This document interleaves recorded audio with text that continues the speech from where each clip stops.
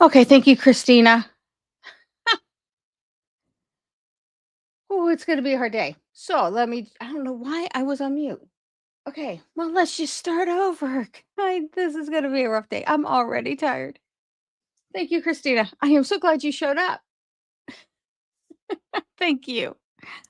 All right, so let me try this again and I'll cut out that whole part. But it'll take later today before that part gets cut out. So, good morning, good evening, good afternoon, wherever you are and whenever you may watch this replay. My name is Sherry and I am Ratchet Up. I'm with Ratchet Up Your Art. And today we're going to talk about abstract versus realism. And I was on a really good roll. I had really good things to say. So, we'll see if I can redo that. um we're going to talk about abstract versus realistic or realism art. And if you were one of those uh, art critics or, one of those uh, art connoisseurs, if you will, um, there could be all kinds of comments in my YouTube video, which I would like all kinds of comments in my YouTube, for my YouTube video, or a thumbs up and a like if you're really enjoying this content. But it would not be, I would say that on the debate of abstract versus realism or realistic art, um, it might not be so friendly. So we only want friendly comments, please. um, Friendly debate's okay, but when it gets going the wrong way, we don't want those. But anyway, what I was saying was the reason why I think that there could be a debate is because it's there is this movement of art being hyperrealism or realistic, and then there's abstract. And so for my videos and what I teach, I am teaching abstract is energy and movement and feeling. And you can have that in realism. Don't get me wrong. But abstract is non-representational of something.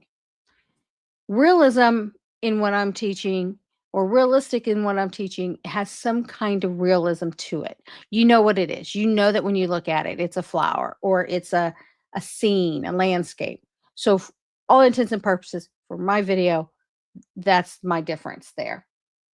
Okay, so we're gonna talk about how we're gonna blend those two because that's something I haven't done. I've either done abstract, or while I was attempting to do an abstract piece, realism has appeared, and you've seen those in my previous lives. So today we're gonna look at blending those two together. But before we do that, um, if you're finding this content helpful, except for when the sound's off, please make sure to give it a like, a thumbs up, a like, share, comment, those kinds of things. It really helps with the algorithm. So, um, also, and make sure you subscribe if this is your first time. And coming up, just so everybody knows what's going on, May 19th, I am opening the doors to First Dibs on my art. I am launching for the first time some art, and I only have 5 pieces. So, and I call it the Conclave, and it was not intentional with what's going on with electing a new pope or anything.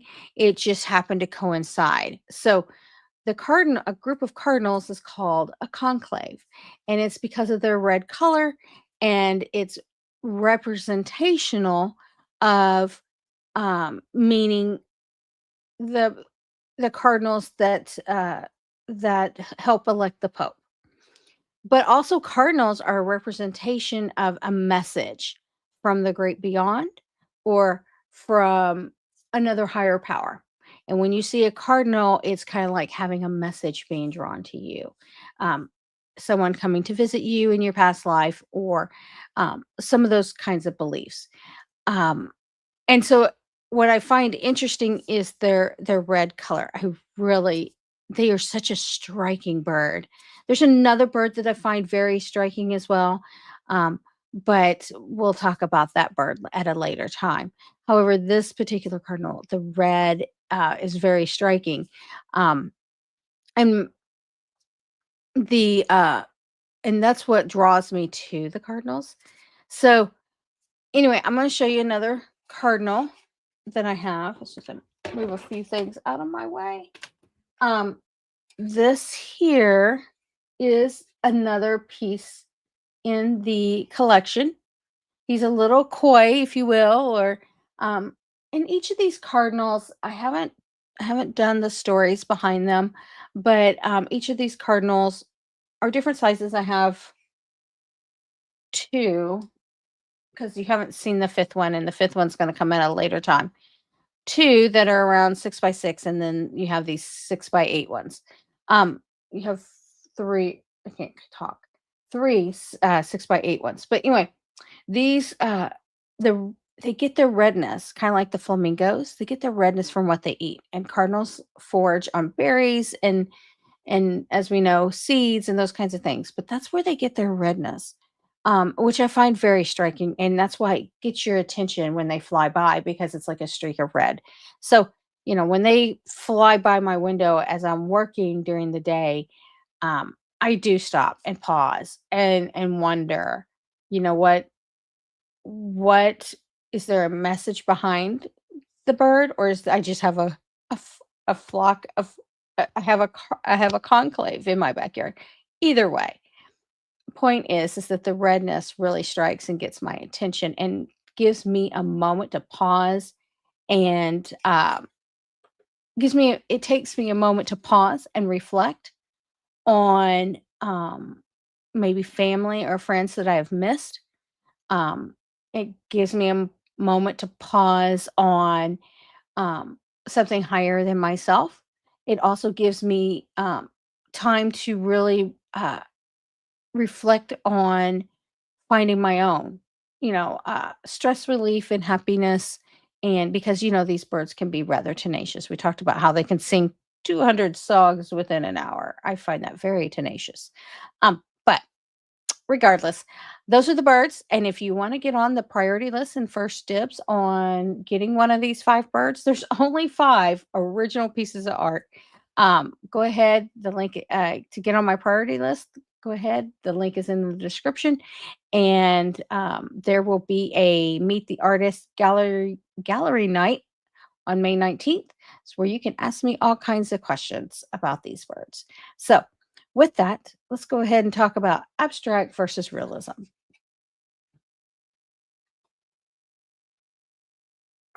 Okay, so you've seen me create these particular collages, and these are what I would call, and like I said, we're talking about my definition of how I'm using realistic or realism art. These, I would say, are very realistic and realism art, only because when you see them, it's a flower, it's a fish, it's a landscape. So I have 2 landscapes and then more subject matter type of art. So that's why I fit that into my realism or realistic art.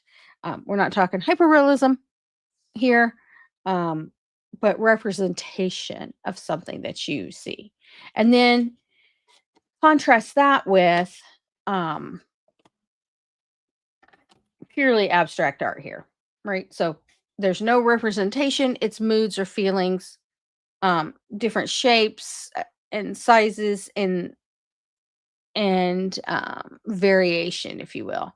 So that's the difference here between the realistic and the realism. But what we haven't done is combine these two, so to speak, into more what I would call an abstract realistic type art. We haven't really blended those two together. So today we're going to work on doing that. I'm going to use what I have some die cut feathers. Now, one could actually get into that debate and say, are these realistic art or is this abstract? Well, I'm going to use them as realistic or abstract art. I mean, realistic art because they represent feathers, and they do. so, so that's what I'm doing today. And So we'll play with those today as we work on these particular two pieces. Now, this red against this orange, I'm not a big fan of that, but I do like the contrast that's over here. So we will probably be using these here um, in our art. Now, our background here is very, well, both of them actually are very abstract, right?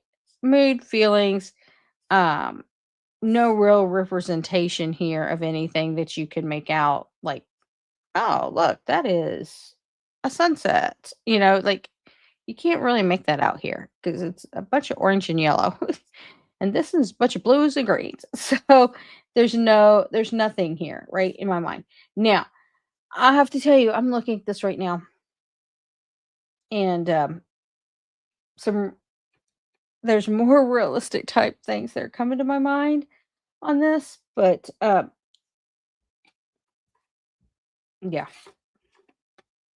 there's something coming to my mind right here on this one that's, and I may have to push past that for these feathers that I want to use. I just don't think that they are really a really good use against this orange, to be quite honest. I'm looking at through they do pop out, and we could make them a little darker. This one is getting my attention and it's distracting me. So sorry. I think we need to go answer that call real quick. But I'm getting distracted because something is coming up for me on this one quickly. I don't know how to explain the thought process there. You've seen me do this before where I get distracted, but I'm looking for something here. I'm looking for a particular, we've already used, I'm looking for, this is reminding me of the ocean right now, but more of like um further out in the distance, like your horizons here. That's what's driving me a little bit, but these things are kind of driving me as like icebergs almost. So it's just that's the direction that this is headed. This here is more like a mountain cliff. So if you're standing next to a mountain, and you're looking out, that's what this kind of represents to me, even though this is not brown like a mountain, but that's what's coming up for me right now is this. You've seen me create these landscapes before, and that's just, I can't deny it when it happens. So that's where we're headed right now. So I think we're headed into the realistic art. Now, let's talk about that for a minute of what I'm going through. I mean, there's a strong sense of pull right now for me that you're experiencing. And that's why I have said you do not have to pick and choose what type of artist you are. You do what you see and what comes to you. Um and so you do not have to pick abstract or realistic art. You connect with yourself through doing practices of art. And I think over the last 62 days, I have really started to connect more with myself by doing this art practice. Um, I notice the days where I'm struggling and tired that I may not realize. Today is one of those really hard days for me. Um,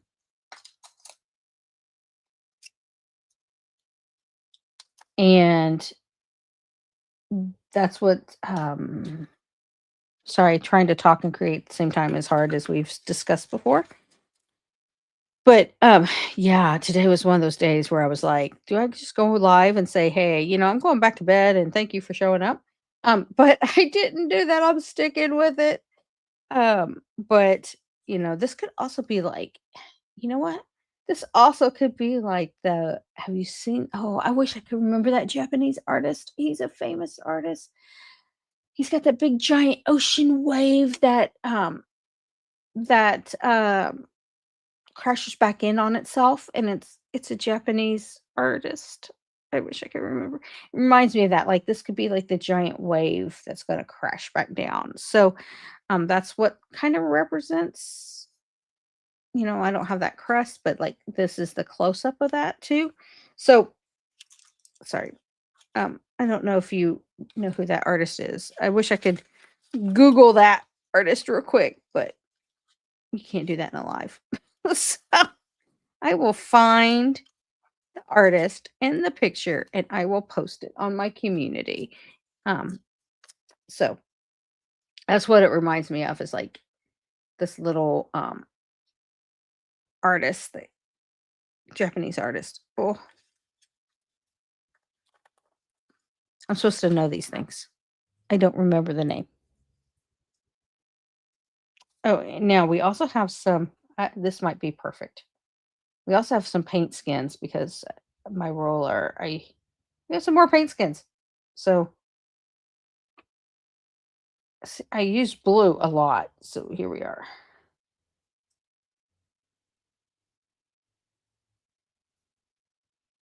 So I'm using this as like the mountain or something. Um, or maybe the wave. I don't know. I kind of like the wave idea, but I don't know if that means, if that, again, I'm not sure how that's going to look. Where is that piece of paper I just had? I know I tore some other paper off of it. That might be it right there. It might be our wave. This is some more paper that's like that. So maybe we can make this look like it's going in this direction, but it's pulling the water up. So I really need some lighter blue that's doing that.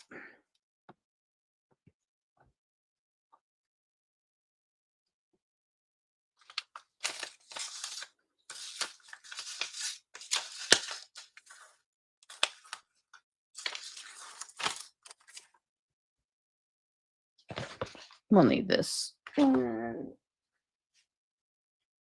not see.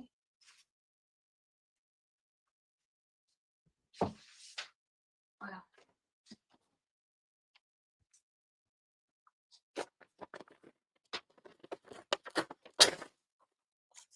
Let's bring this in. It's not as light as much as I would like. So I want some more white, like a lighter white blue. Nope. We'll find it. But anyway, we just have to get the representation going.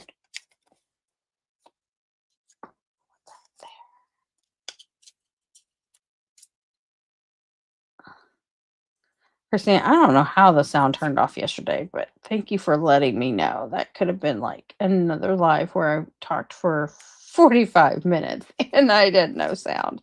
Yeah, that's why you're missing one of the days in the 100-day lives, because I talked for 45 minutes and there was no sound. But how it got turned off. Where is, oh, here. Let me grab some of this. I know we use some of this too. That's some of the paper we use, so I'm liking that.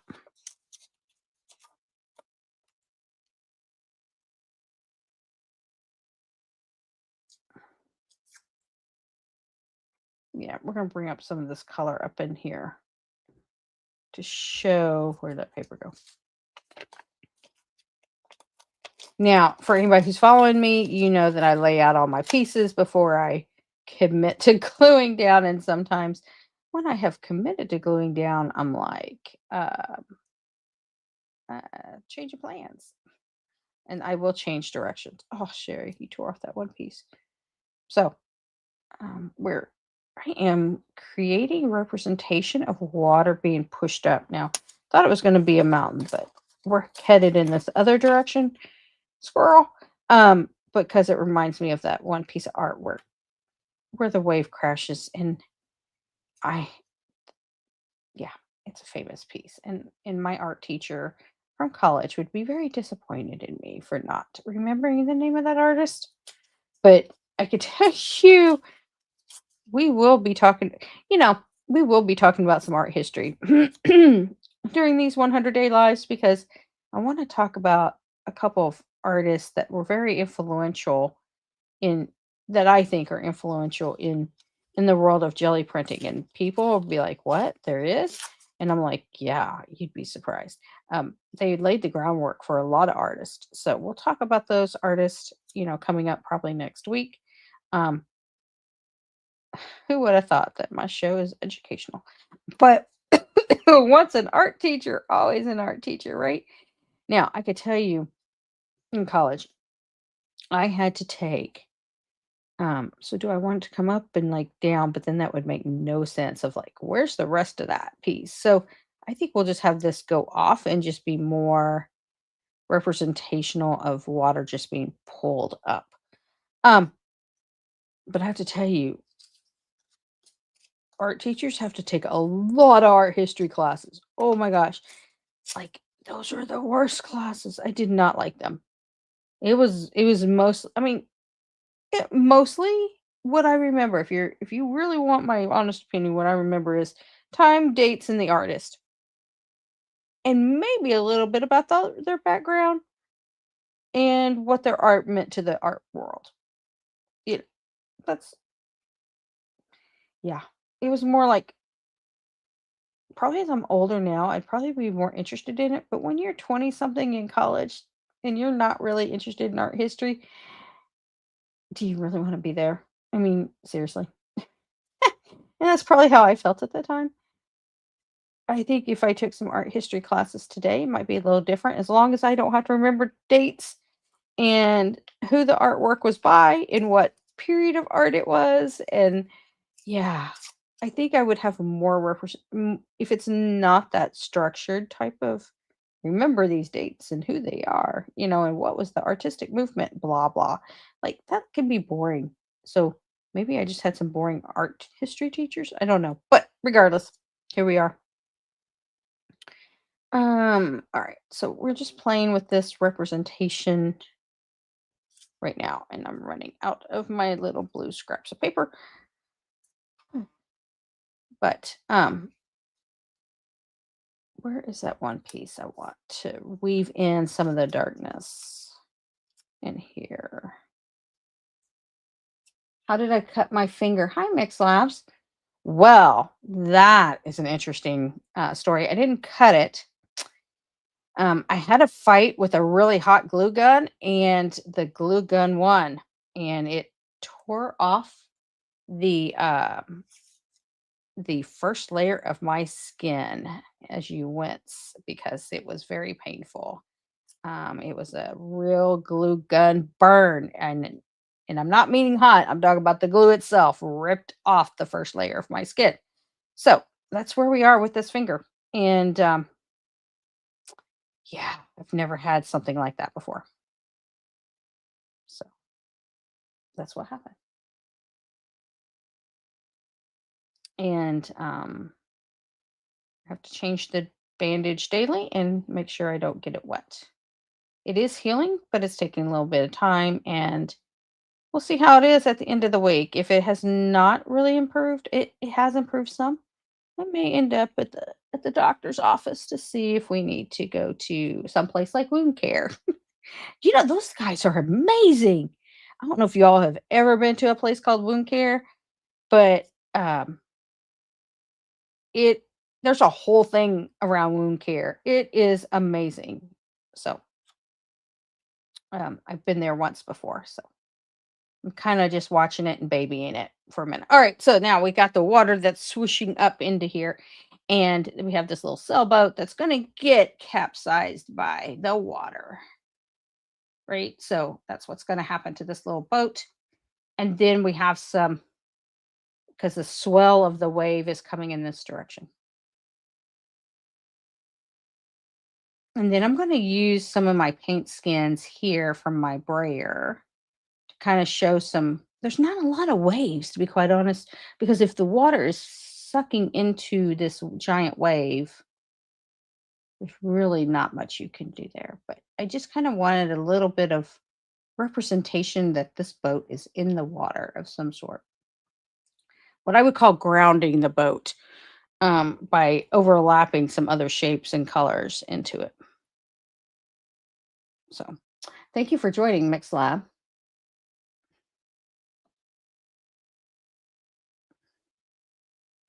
So now I've auditioned my papers, and this is what it's going to look like.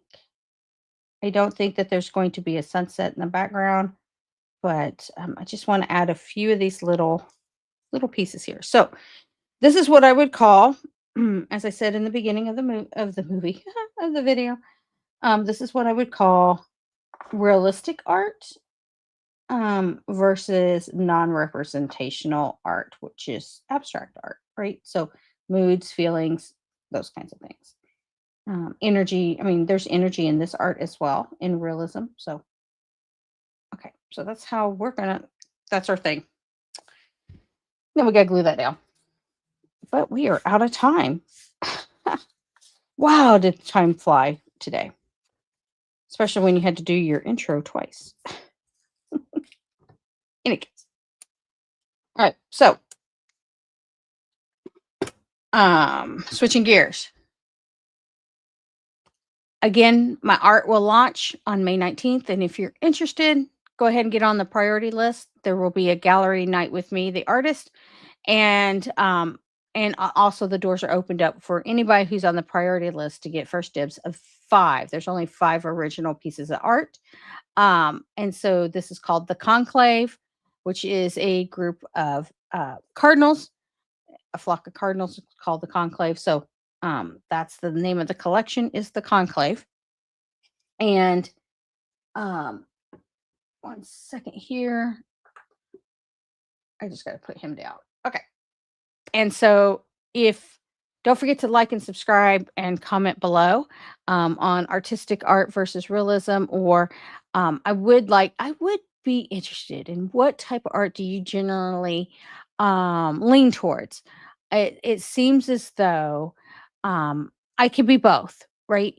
Now, Christina has told me that whenever I create something more realistic, which is in this case, you know, representation of something that resonates with you, like something in real life, like this here is a reminder of an artist that I can't remember his name, but his type of art, and some of the other pieces that I've created. So it seems like I may come more alive when I create something more realistic versus abstract. But remember, abstract art is all about your mood, your energy, and your feelings, um, and trying to connect with yourself and what comes up when you create. Now, as you saw in real time, when I end up creating something more realistic, and it doesn't start out that way. Um, as I go where my art calls me. So if my art says you're going to do abstract, you need more connection with your moods and your feelings and your emotions, energy, whatever's going on that you can't really put your finger on, then I tend to probably do more abstract art. As whereas when I am really connected, and you've experienced that with me, especially this morning, um, I go in that direction. And so that's why I think I'm a little bit of both, right? And you know what? You may be too, and it's okay. You don't have to pick one or the other. You go with how you are connected with yourself and your art, and that's what you create. So, with that, I hope you have a wonderful day, and thank you for watching Ratchet Up Your Art, and I will see you tomorrow.